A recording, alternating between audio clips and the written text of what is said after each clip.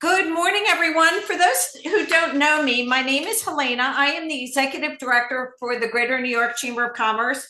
And I have to, brag a little. I have the greatest job in the world. I get to promote businesses. I network businesses. I put businesses together. And the mantra behind the Greater New York Chamber is to help you grow your business. And today we are going to help you grow your business and take it globally. And so, that there's a saying, are you ready for some football? Are you ready to take your New York business global? So we're going to make sure that you're export ready, that you are aware of the financing, the support, and the pathways to export success. And that is by this webinar that we're hosting with EXIM Bank. So we are very excited about that. And we have some really well-known speakers here from EXIM, U.S. Commercial Services, and the SBA. So we are very excited about that. First of all, I would just like to say to Becca, thank you for working with the Greater New York Chamber. Our speakers are Peter Sexton. He is the Senior International Trade Specialist, U.S. Commercial Service, New York City, U.S. Department of Commerce, International Trade Administration. We have Miguel Penaloza. He's the Export Finance Manager, Office of Manufacturing and Trade, which is huge right now, U.S. Small Business Administration. And then we have Richard Foy, Regional Director, Eastern Region Export-Import Bank of United States. So we're really excited about this webinar. It is being recorded. If you have any questions, you can go back to it. It will be on Chamber TV. So right now, I am going to turn it over to Peter. Again, he's the Senior International Trade Specialist for the U.S. Commercial Service for New York City. There is a chat going on. I will be monitoring the chat. Let them do the presentation, and we'll do a little Q&A at the end. So again, put your questions in the chat. Peter, I'm turning it over to you. We Thanks so much. Your time. The information that we are giving the businesses are so important, not only, for the businesses, it's for the economy. And they hire people. And when you hire people, you take you take this economy and you support your community and you support the state, and then it's regional and then global. So Peter, take it away. Thank you so much. Thank you. My name is Peter Sexton, Senior International Trade Specialist with the U.S. Department of Commerce, International Trade Administration, U.S. Commercial Service. That's quite a mouthful. So let me kind of put into context who we are in the Department of Commerce before we have presentations from my colleagues in SBA and EXIM Bank, who will talk to you about financing, grants, access to funding, access to insurance products and stuff like that, that nitty-gritty. I'm kind of more to set the kind of overview for how the US government is the lead export promotion arm of the US government, how we can kind of set the stage to help companies to accelerate their business development efforts overseas and gain you entryway and access to markets that otherwise would be much more challenging for you to access. So I'm going to give you that kind of like overview and arc of what we do. So with the U.S. Department of Commerce International Trade Administration, as I said, we're the lead export promotion agency for the U.S. government. We have trade professionals in covering every state in the US, and we have US commercial service officers in over 70 countries globally. And we partner with our State Department colleagues, the economic officers in other posts to provide worldwide coverage for US companies. What does that mean for you as a company? We work with export-ready US companies that have 51% US content. So that's kind of where you're looking at, am I eligible to kind of engage with US commercial service? Are you a US company, do you have a 51% US content, and is your product or service export ready, okay? Those are kind of like the foundational criteria. After that, we can have discussions about helping you to execute into these global markets. So next slide, Rich, if that's okay. And the next one again, sorry. So our global network, via me is, based in New York City here. I cover the tech sector in New York City. I cover US companies that are export ready in the tech sector, and I'm effectively your account manager. And there's people like me covering each state in the US that work with their local export ready companies across the manufacturing, services sectors. And we plug you in to our global network of embassies and consulates with our overseas officers and locally employed staff to access our services. So why do companies come to the US Commercial Service to engage with us for their export opportunities globally? Okay. We are, we have got, relationships on the ground, long-standing relationships with many different partners and companies on the ground globally. And our commercial officers and locally employed specialists, and those locally employed specialists in those US embassies and consulates have typically been with the Commercial Service for a large number of years. They have extensive local networks there, and they can help to facilitate introductions for US companies to potential partners, customers, distributors. Beyond that, our commercial offices there maintain, relationships with the regulatory agencies, with the governments, so that we can do kind of advocacy work on tenders, or we can help to navigate you through complex decisions about how to partner, who to partner, how to access the country, etc. And so using us as a kind of trusted counsel and guide in those foreign markets can be really instrumental to developing your export business, right? And next slide, Rich. And so we go on to, why US companies should think of it. Like, why do we do what we do, right? Export firms are more stable and more profitable, right? Being a US exporter really helps to insulate you against risks associated with the US economy, and helps you to access markets internationally that your products and services cannot necessarily gain more sales vis-a-vis the US. And a lot of companies' products have a better market fit actually globally than they may necessarily do in the domestic market. And oftentimes, the domestic market isn't enough for a company in order for their ambitions to scale and grow globally as a product leader in a category or thing.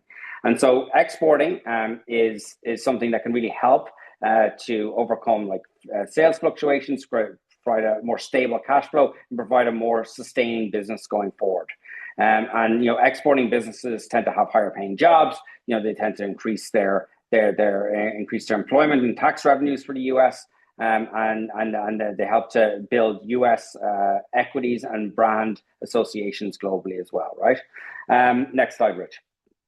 And so what are those services that I talked about earlier that US companies come to us to engage with, right? And so our bread and butter services are our matchmaking services, that kind of business acceleration service to help companies to identify potential customers or partners in the country. And we typically do that through our flagship program service called the Gold Key Matchmaking Service, which is a program where we organize between 4 to 6 meetings for a company in a given market with potential customers or distributors. We also have services like international partner search services, where companies can, we can explain your product or service offering to a potential distribution partner in the market, get their feedback on your product or service, and then make those introductions to you where there's mutual interest there in engaging in a dialogue for a relationship or a contract. We also help to support companies with diligence on foreign customers and international partners through our international company profile service. And those are services where we would go and do a site visit to a potential prospect of yours or a potential distribution partner, verified references from 3 of their customers, and make sure that the business is where it says it is, make sure it's a functioning operation, run kind of background screening checks on them in the local market to make sure that there's no major red flags there, right? So we have those kind of diligence services that can be really important for people, for companies to get more comfort with engaging in international sales and business development, relationship and partnerships, okay? And then we have customized programs like single company promotions and services like that, where a company can we can help to facilitate a customized event for you. So let's say you want to do a breakfast event, you invite multiple stakeholders, explain your product or category leadership, or explain trends in your industry and stuff like that. We can help to send out the invitations, facilitate that kind of event. Okay, all of these services are fee-based services. We run on a cost recovery basis, and those fees are being revised now in terms of some of the breaks that we were giving to small, medium-sized companies on the cost recovery basis for those fees. But they're still maintained vis-a-vis the private sector, very competitive pricing point there for accessing those services. And those services are really valuable when the US government's reaching out on behalf of a company. It can read in an international market. It can provide more validation for that US company, because the trade specialists like me across the US are validating and identifying whether or not your company is export ready and that you have got a potential for export sales globally. And the US government reaching out on your behalf can help to open up doors that may be more challenging for you to open. Next slide, Rich. And so you can see a little map here of our kind of presence. This may not be fully accurate right now at the time of printing, as we're going through a little bit of reorg and reallocation of resources, but this gives you an idea of kind of our global presence and bandwidth globally, okay, for where we can facilitate and structure services for companies in international markets. Okay, next slide, Rich. I want to talk a little bit about the Advocacy Center. Okay, this is really important for companies that are bidding on international public procurement tenders and projects globally. The US government can, once you've been approved for advocacy, which requires a more rigorous process than accessing our services, but that process is there so that we can go and put our best foot forward to advocate for those US companies on those public tenders. A lot of our competing governments around the world and countries advocate quite strongly for their companies on public procurement tenders with foreign governments, and we seek to do the same. So our Advocacy Center there is to level the playing field for US businesses competing internationally, to advocate for the purchase of American products and goods in public tenders, and to help provide as much support as possible so that international countries choose to purchase US products and services. Okay, and the Advocacy Center, if you're bidding on public tenders internationally, you should come to us and try and engage the advocacy services as another tool in your kit to help you win those contracts and businesses. The advocacy as well can help to put a view for international governments that the US government is watching the process, and it can help to ensure that the rules and regulations are being followed as well, and that there's no local bias or favoritism going on in these public tenders, and that the US companies are getting are getting a fair chance at winning these bids and contracts. Okay, next slide, Rich. I already talked a little bit. I don't want to go on too long because my colleagues, I'm cognizant of them coming. Hard to access meetings. I referenced that already. This is where we're able to get companies into to meet with counterparts in those markets that may be more challenging, whether that's a regulator or whether that's a government ministry or whether that's a large multinational company that the product or service may have potential with. More often than not, if there is some fit there, we can help you to access those meetings easier than you would be able to do yourself. Okay, next slide. We can help promote your company overseas, increase brand awareness.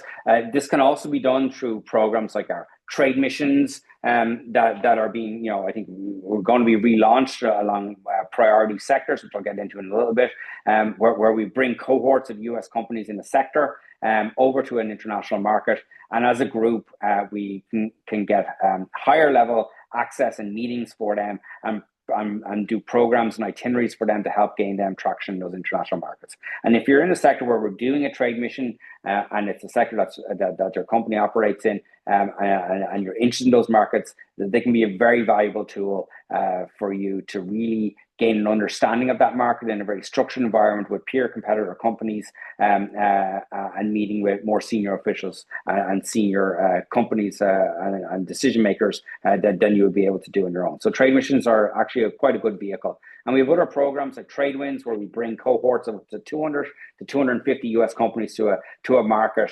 and introduce them to to prospects there. Okay, so that's again another large kind of trade events program that we do.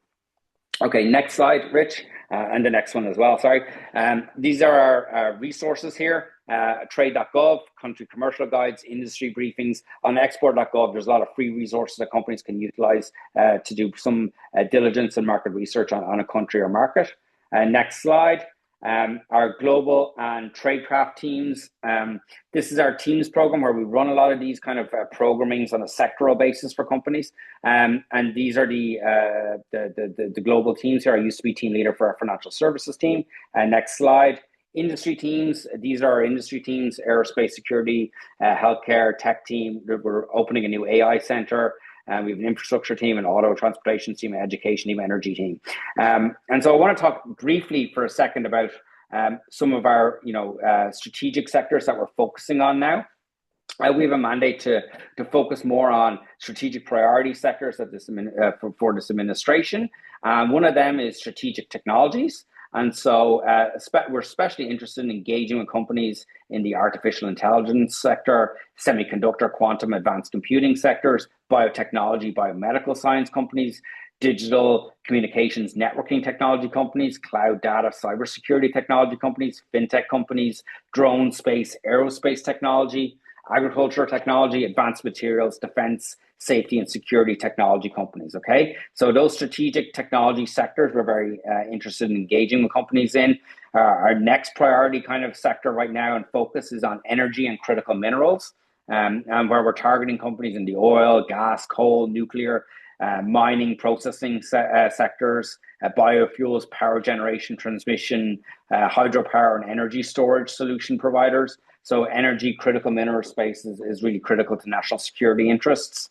And then finally, manufacturing, okay, is very much an important sector that we're focusing on resources on and attention on with our global post for companies in these sectors. So any manufacturing, US manufacturing in the steel, aluminum, aerospace, defense, automotive, shipbuilding, medical technologies, 3D, manufacturing, automation, materials handling, heavy equipment, etc. So, those are the kind of major priority sectors and initiatives where we're focusing our resources on to support companies in those sectors, especially at this time. Okay, next slide, Rich. I'm going to be finishing up now in a couple of minutes. This is how we assess your export readiness. We help you identify key markets for your companies in consultation with you. We can, determine sales potentials in those markets, and then we can execute services to help you accelerate your business development efforts in those markets by identifying partners, customers, and distributors. Okay. How do our clients feel about us? Next slide, Rich. So this is kind of a remarkable statistic on the kind of would you recommend us to others? Most industries don't get near this kind of percentage of people saying that they would recommend their services to other companies. So, by and large, companies are very happy with the service they gain and the access they gain from engaging with us, and they feel free that they feel very confident they would recommend us to other companies that are looking to engage internationally in export development. And we get incredibly high customer satisfaction remarks in terms of how we engage. I've next slide, Rich. I've given a few quotes there that companies have said about us. That's just our kind of our aren't we great slide. And finally, if you're a New York business, next slide, Rich. My details are here. My email address is peter.sexton@trade.gov. Feel free to email me, and I can talk with you a little bit more about how we help companies internationally. We don't provide grants, funding, or financing for companies. We are kind of the business development accelerator, if you will. And we do charge a cost recovery fee for companies to engage our services. But I think, as I've demonstrated in the presentation today, I think the value is there for companies looking to go internationally. We can really help you to accelerate that business development effort. So thank you very much for your time and attention this morning. Thank you so much, Peter. Such great information, and it was great that you put your contact information. I like the slide about us, the good stuff. So thank you so much. Next, we have Miguel Penaloza, the Export Finance Manager, Office of Manufacturing and Trade, U.S. Small Business Administration. We're ready for you. Thank you. Pleasure to be with everyone this morning. Greetings from Washington, D.C. Appreciate the invitation. Let me pull up my slides briefly. And for those of you in New York, I hope you've enjoyed some sledding and haven't suffered too much with the all the shoveling that goes into it. Here we go. Hopefully this now you're seeing my first slide, how to take your business global. I love these type of events to be able to, speak with entrepreneurs out there and really with an eye to helping firms access international markets. There's, 90% of the global economy is outside the US. So there's all the incentives in the world. I think Peter hit on many of them if in terms of the benefits of finding clients abroad, more stability, diversifying your markets. We find that small businesses that do export tend to last longer, employ more, have more revenues than those that don't. So congratulations to all you for your interest in current or future success, going global. So as mentioned, I work with the Small Business Administration.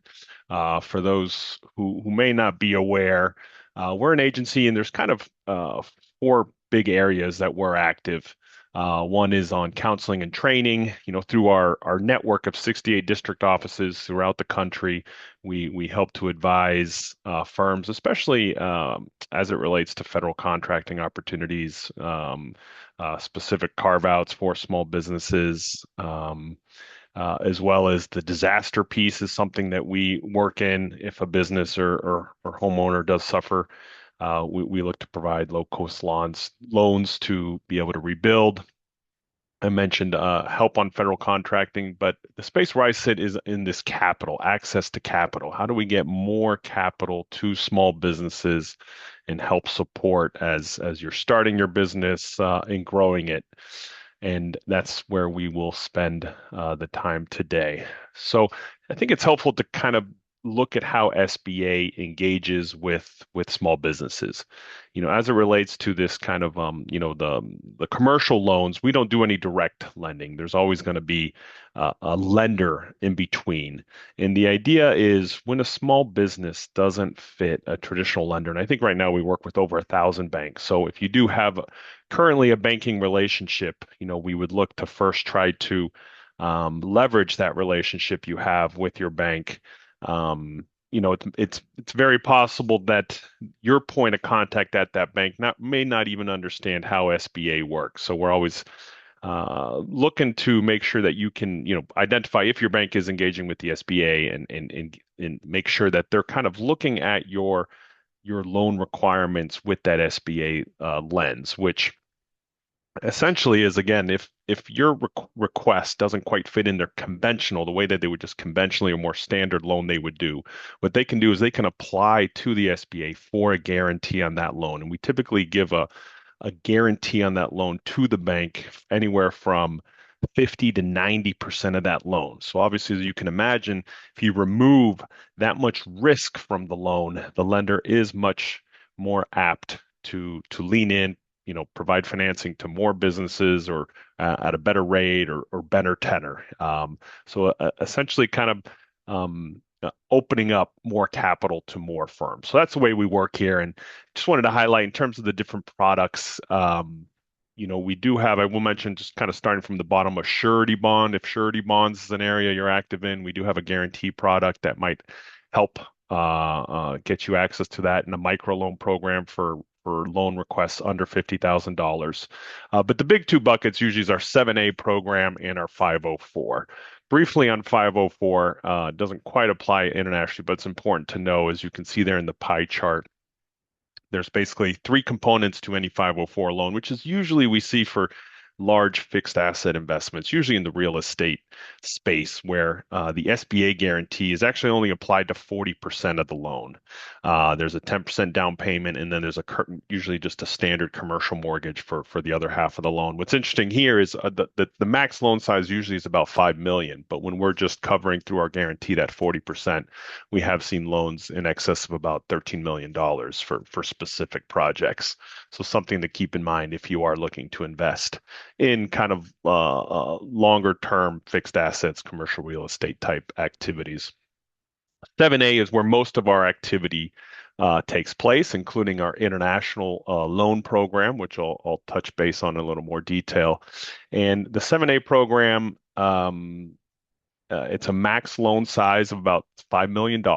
Of that loan, again, SBA typically provides that 75% guarantee that you'll see there in that pie chart, where the lender still takes that 25% risk. So it's not like lenders are saying, "Oh, I got the SBA guarantee now. I can just lend money to anyone." You know, there's still very much an eye. We have a lot of requirements to ensure that a loan makes sense, right? That it's gonna, the business is gonna be able to support that loan and repay it over the life of the loan. And typically, what we see these 7A loans is kind of what's in these bullet points. You need to buy a piece of equipment. That usually we provide kind of 10-year loans for that. The 7A program can do real estate type of investments, improvements, debt refinancing. You currently have some debt, you want to refinance it and improve your credit profile, will help you take on some new opportunities. Change of ownership, you want to buy a new firm. A lot of times we see in the international space, you're going to buy a firm that currently exports. That'll make you an exporter, which would also open up ability to engage with our international loan programs. In an area that we've been spending a lot more time in launching a lot more programs is with the lines of credit. So lines of credit, or kind of revolvers, as we call it, are a great tool for businesses. They're kind of like a credit card, where when you need to draw down money, when you need money on the front side, you just got a new client, but you need to go hire someone or spend money on inventory or supplies to be able to satisfy that customer or that request. And you're not going to get paid until you do it. You need money now and then get repaid later. That's where a line of credit's very, very, very helpful, because you can pull down on that line, get that money, invest it, and then when you get paid, you repay the line. So you're not going to be paying interest as you would do with kind of a fixed loan, a term loan on the line of credit. You can pay it off and not be paying interest during those times where you're not using the line of credit. So it gives firms a lot of flexibility if you need to, again, go out. Say you just got a big contract and now you suddenly need to go out and spend more money than you usually would. A line of credit could give you that additional flexibility. If sometimes, times are a little hard, there's a few months there that there's a little bit of a downturn, having that line of credit available is very, very helpful to give you that additional security. So lines of credit, again, something to think about how it might support your business. As I mentioned, SBA does have this international loan program. So we are cognizant that anytime there's international clients, there's an additional layer of risk. And the way that we've looked to address this with our lenders in businesses is to provide, this is where we'll actually provide lenders up to the 90% guarantee, whereas our standard product might go only up to 75 if it's an international type of loan and activity. We'll give that lender the additional up to 90% guarantee, trying to incentivize them to lean in and provide support to those businesses that are active internationally. In here, in terms of those products, we have an express product, which is usually for loans under $500,000. What's interesting about the Export Express product, it can be actually structured as a term loan, or it can also be structured as kind of that revolver line of credit. So it has that flexibility, and that express nomenclature is really because we kind of give the lenders a little bit more flexibility and less rigorous requirements in terms of how they underwrite and monitor those transactions. So they're usually able to deploy those a little more easily than some of our, for some of our larger loans. Jumping down to the bottom quickly, our international trade loan. This would be our our term loan solution for businesses that need loans. The key here is that international trade loan. If you need a term loan 10-year, 20, 25-year, depending on what you're using it for, the key here is that those monies that you'll be receiving will help you to start or increase your exports. And what we consider an export is really twofold. The most standard definition is you're a U.S. based firm and you have a customer abroad. So you're billing here from the U.S. and an international customer is paying you. There's typically an export of good from the U.S. or service, but sometimes that you might actually be buying goods from a third country and sending it to your customer abroad. That could also qualify as an export as long as you're billing that from the U.S.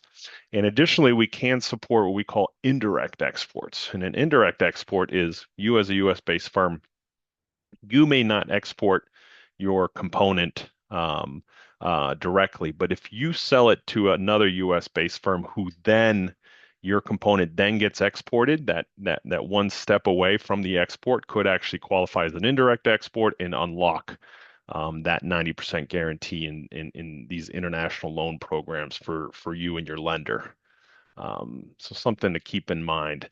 And then the middle bullet's very interesting. This is the Export Working Capital Program is our line of credit solution for firms who are active internationally. Now, these will usually be for pretty established firms who have a steady amount of international activity.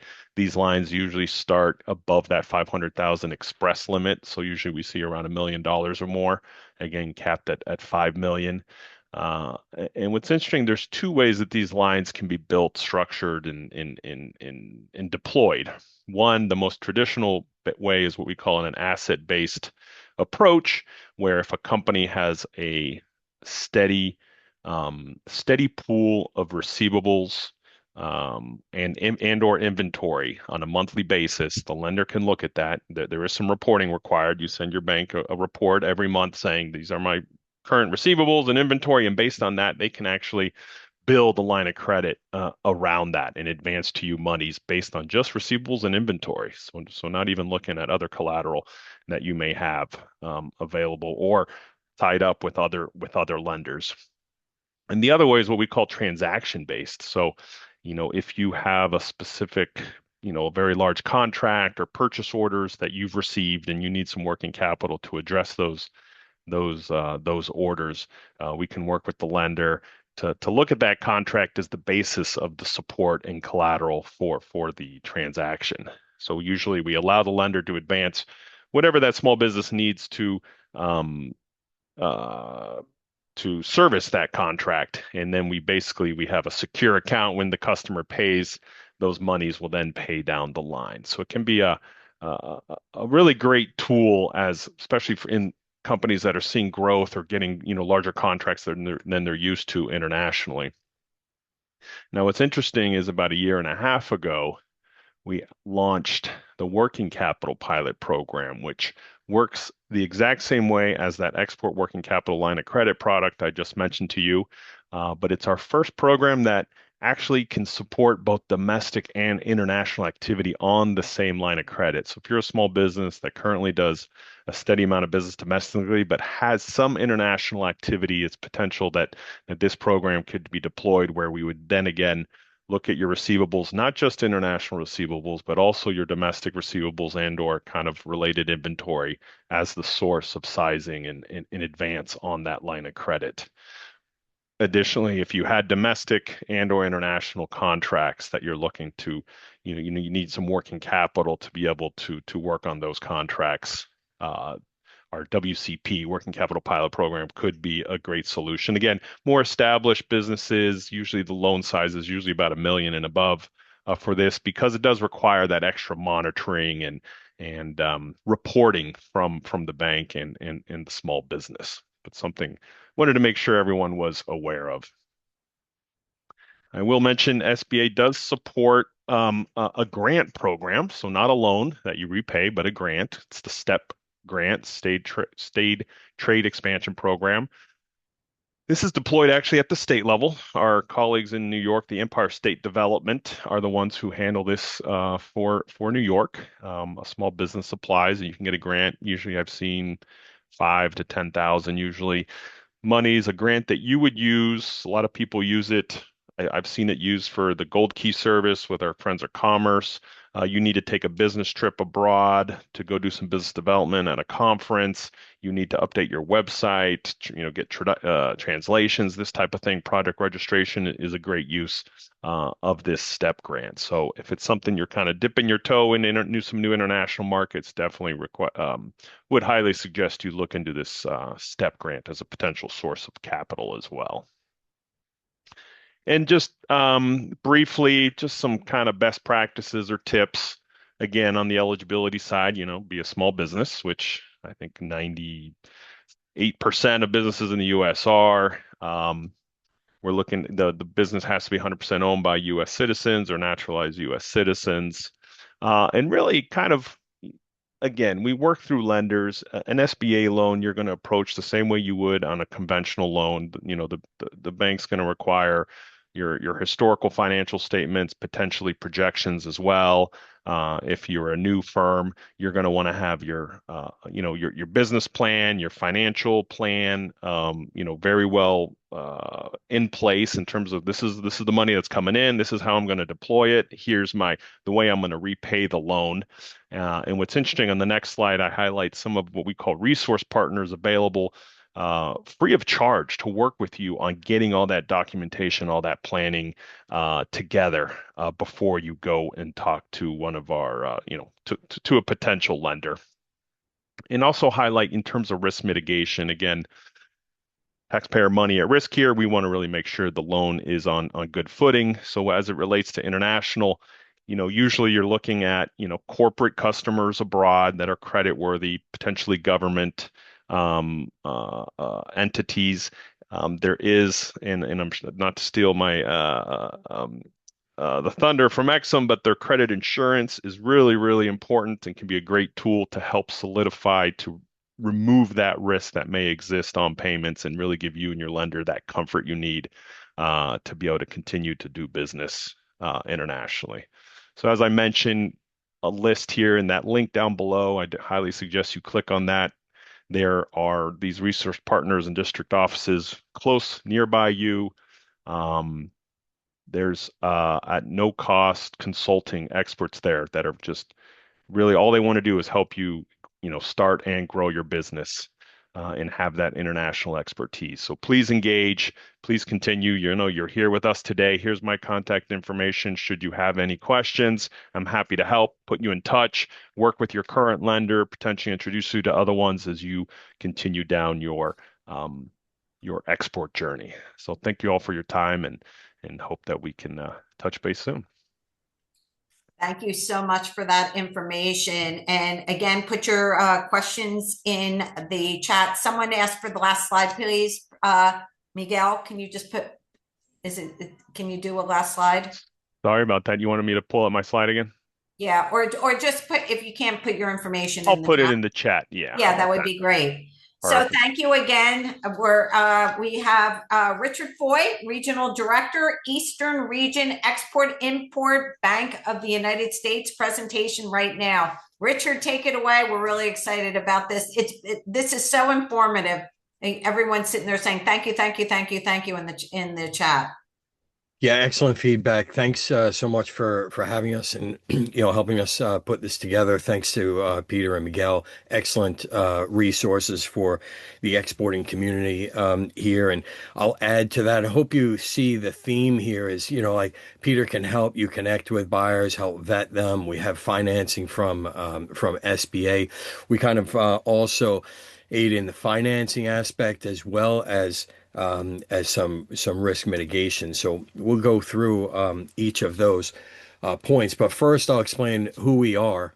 We are a federal government agency. We're established in 1934 as part of the New Deal with a mission of facilitating U.S. jobs. And we do that by supporting the growth of U.S. exports.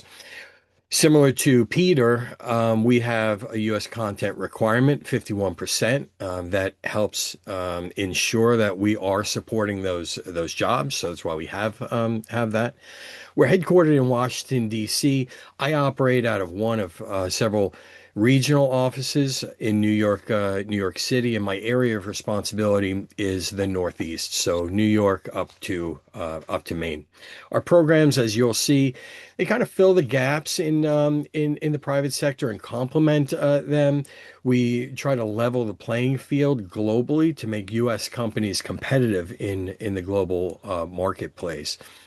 Um, we identify a few needs from U.S. exporters, right? You need money to fulfill orders that you receive. You may have to extend credit to foreign buyers, so you'll look for some risk protection against non-payment. Sometimes you'll have to facilitate buyer financing, help the buyer get a loan to buy the product that you're buying, and that may put you in a more competitive position. And certainly now this administration is very eager to reshore operations, expand manufacturing within the U.S. So we have a program for that. The funds to fulfill orders, working capital guarantee program, very similar to some of the programs that Miguel highlighted, and we'll go into details of what that really means. We have export credit insurance or receivables insurance that would protect you against non-payment from your foreign buyer when you sell on open payment terms. We have a medium and long-term finance program where we finance your foreign buyer. Well, I won't say directly, but our program guarantees a loan that a bank will make to that foreign buyer. And then finally, we have our Make More in America program, which is our first domestic finance program. And that allows for the build out of a manufacturing facility. Maybe you're growing, maybe you're reestablishing manufacturing here in the US. So we have the ability to provide financing into that domestic operation. What's commonly misunderstood about XM, because you hear us supporting big deals like Boeing and GE and so on, is that we're actually small business focused. These are some 24 numbers, but you'll see over 86% of our transactions benefit small business.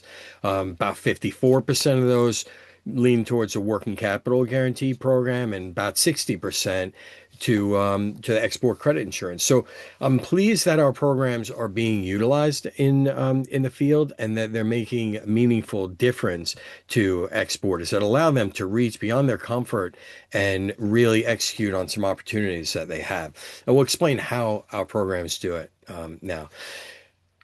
Export credit insurance, some people don't understand it, so I'll give you a high level overview of it. It's an insurance policy that covers the receivables that are generated from an export sale.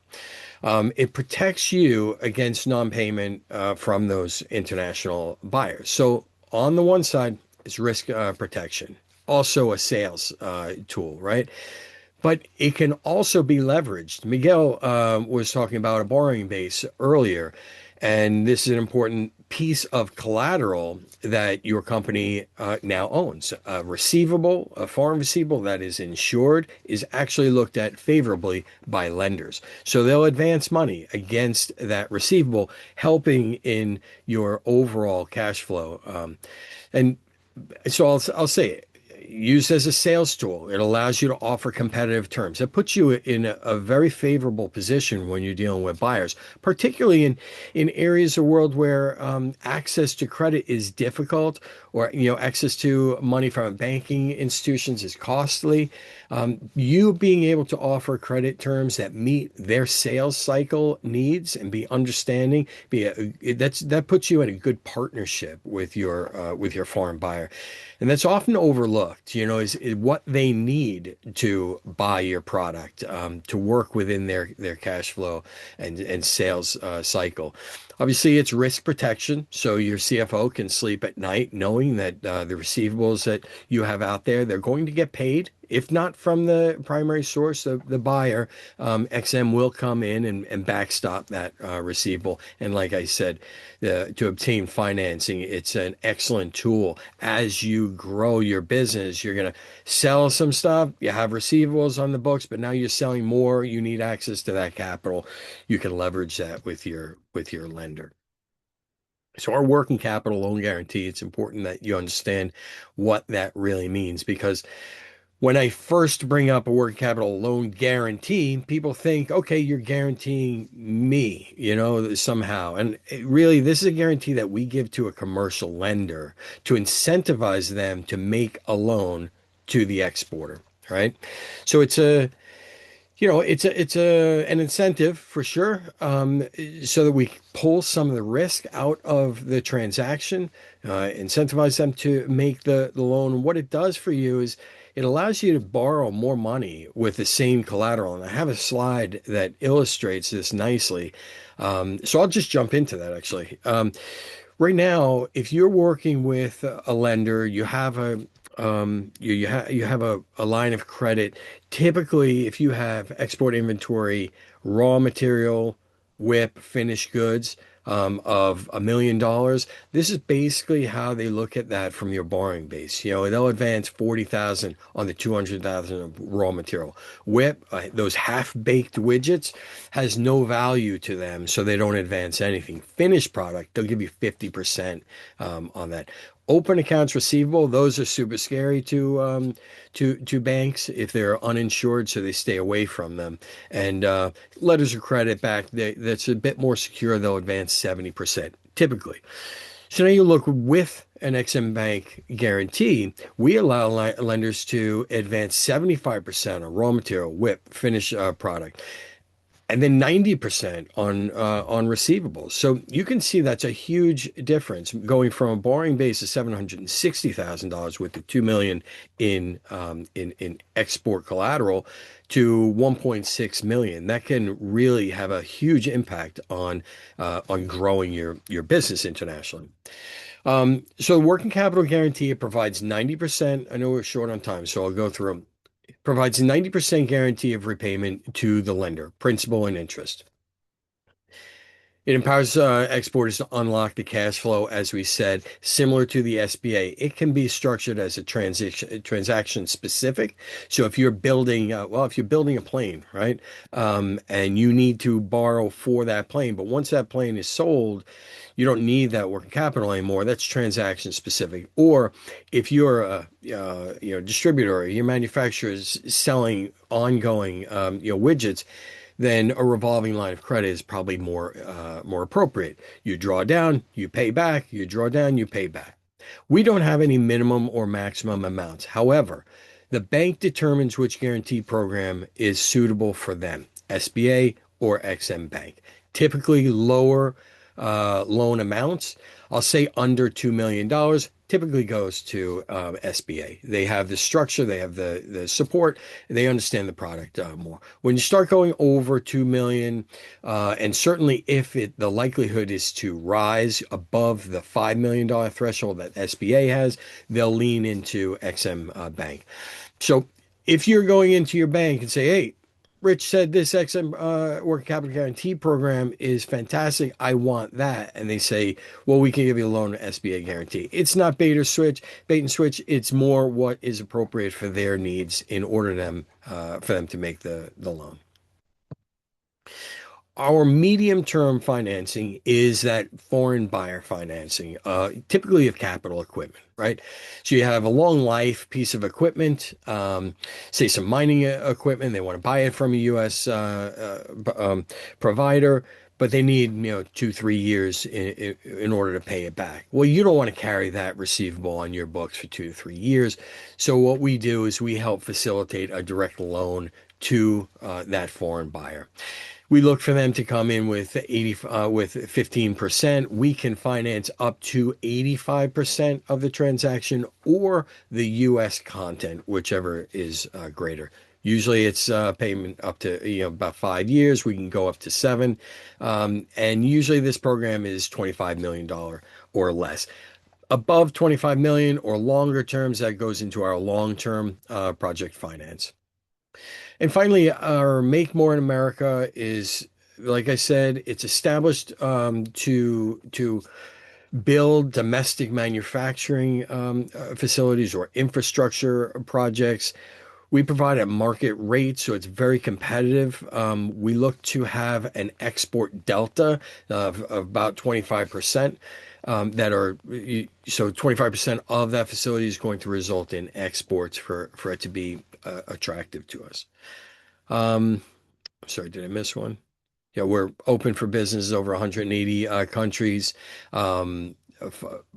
The shipment has to originate in the U.S. I'll get into that in a moment. But our country limitation schedule is used to identify where we're open for coverage, where we're not open for coverage, and where there may be some special circumstances where we're open, but you have to do this, or there's a limitation. So it's a great resource. It can be found at exim.gov.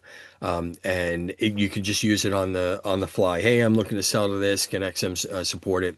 Yes and no. Or you can call me. My contact information is at the end of this presentation.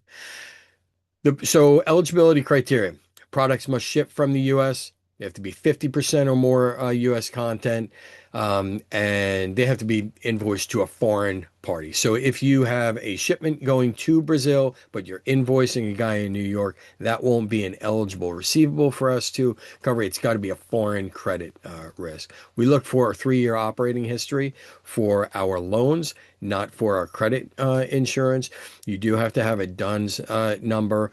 If you're using our credit insurance, we look to establish a unique entity identifier. This can be found on sam.gov. We'll help you with that.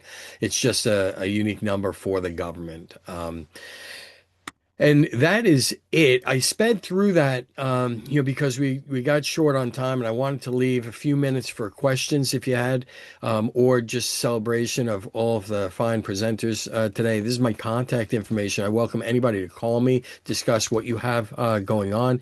If it's not something that I do, I have a pretty broad network, within this area. So I'm happy to plug you into resources as appropriate. And I look forward to speaking with you. Thanks again, Elena. Thank you so much. And I'm going to go through the chat. Hold on. While we're going through the chat, I'm going to launch a poll for you guys for people. Launch. Let's see. Okay. So I just launched the poll for you guys. So that's going on. Okay, good. Nice. Okay, we've got over 70%.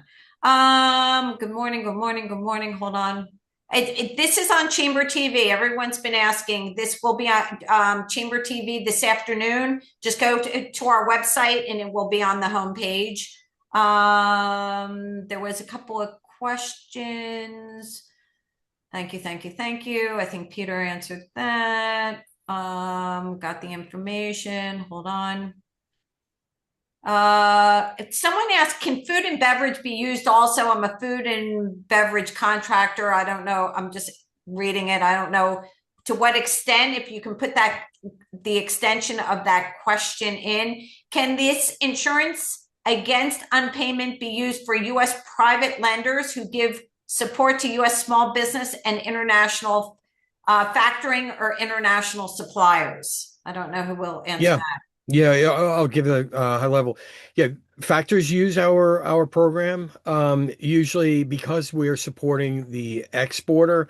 Usually the factor relationship is a full recourse, because the exporter has that invoice. If it's transferred over to you, it becomes complicated, but we can absolutely ensure that the factor is a beneficiary of the policy, and it unlocks a lot of potential there and reduces the credit risk. Thank you. To the panelists, for those exporters who don't qualify for traditional bank loans, new in business, lack of U.S. content losses, etc., what non-bank lenders are available in the market? So happy to take that one. So SBA, again, we work with a lot of different type of lenders. A lot of them are commercial banks, but we also work with community development associations, as well as micro lenders. Um, those could potentially be a source of financing. My one suggestion is to go to that local assistance link, find your local small business development center, SBDC. They're spread all around the country, and there's experts there that'll work with you, looking at your business, getting all the documentation ready, and identifying. They sometimes know within the region, maybe some of these lenders, non-bank lenders that are active, that are comfortable with that, startup risk. I mean, SBA, we do support startups, but you're obviously going to have a really good business plan and be able to get the lender comfortable with those revenues coming in the door over the next year or two. But there's more, again, mission-based type lenders and stuff that can work with you. So start with the SBDC. If not, you can also touch base with your district office to see what solutions we do have. And I'll put it in the chat, a lender match tool, which actually pings all our lenders around the country with your specific request. But I will say, because there's taxpayer money and these banks or lenders are taking risk, there needs to be a solid business case, right? It needs to make sense. So that's where you can work with your small business development center hands-on to help build that business case, get all the documentation that you'll need to be able to successfully request a loan from a commercial bank or other type of lender. One last question. For a company in the pharmaceutical and medical devices, which is a hot field right now for everything, medical devices industries that about to start exporting, which one of the is better to engage with, SBA or EXIM Bank, or both? I would probably say both. I think our program would be excellent. Our export credit insurance program would be excellent for giving you a sales advantage. It's likely if you're starting that your working capital need would best fit with SBA, but I don't know the need. That's why I say both. Good answer. Go for both. Any other questions? I am a U.S. company. I am buying cigar from another U.S. company B, I think. I am selling the product to 4 countries in Africa. The product is Brazilian origin sugar and will be shipped directly back from Brazil to Africa. The transaction, the transaction will take place in the U.S. and will benefit U.S. by creating some jobs and paying tax. Question is there any department that can guide him on this? Which department would guide him? I think you mentioned about consulting, that program that again, go with small business development centers are a great resource to kind of give a quick review of the business model. But again, if you're a U.S. based company, U.S. Owned by a U.S. citizen, we could probably provide that working capital you need to buy the goods and ship them off. You're billing a foreign customer from the U.S., so the fact that you're buying some of this inventory abroad for SBA, that's not a huge that's still eligible.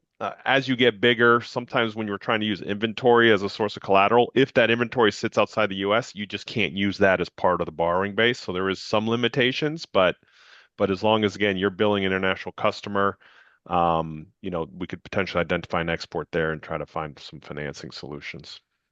Perfect. If you have any, they put their information. We're getting specific questions that I think someone needs help in creating compliant documents, SPA, SBLC, etc. Does that make sense? I've never I think if they're trying to become a small business lender, perhaps, but touch base with your district office. They're a great place as it relates to SBA activities, small businesses or other stakeholders. Perfect. Well, thank you so much. It's 12 noon. Thank you, Peter. Thank you, Miguel. Thank you, Richard. Thank you, Becca. We so appreciate your time. This was very informative. This will be on Chamber TV. If you have any questions, you can also, you got their information in the chat, but you can also email me and I'll forward it to them. again, so, you know what? Thank you for your time. It's so, on behalf of the Greater New York Chamber, hopefully my voice, is emphasizing this, because you guys have so much information, and it's so important to filter that information down to businesses. And, like I said, we're here to help you grow your business. And we so appreciate this information because it will help people grow and employ people. So thank you again for your time. If you have any questions, feel free to reach out to me. Tomorrow, I'm going to, tomorrow morning, we have our annual Black History Awards reception. So if you want to do a little networking in person, come by the Greater New York Chamber of Commerce. It's in our library. Thank you, Peter. Thank you, Peter, Miguel, and Richard. Thank you, Becca, again. And everyone, one day away from the weekend, everyone enjoy this beautiful weather now that the snow is melting. Thank you, everyone, for joining us. Take care. Thank you. Bye-bye.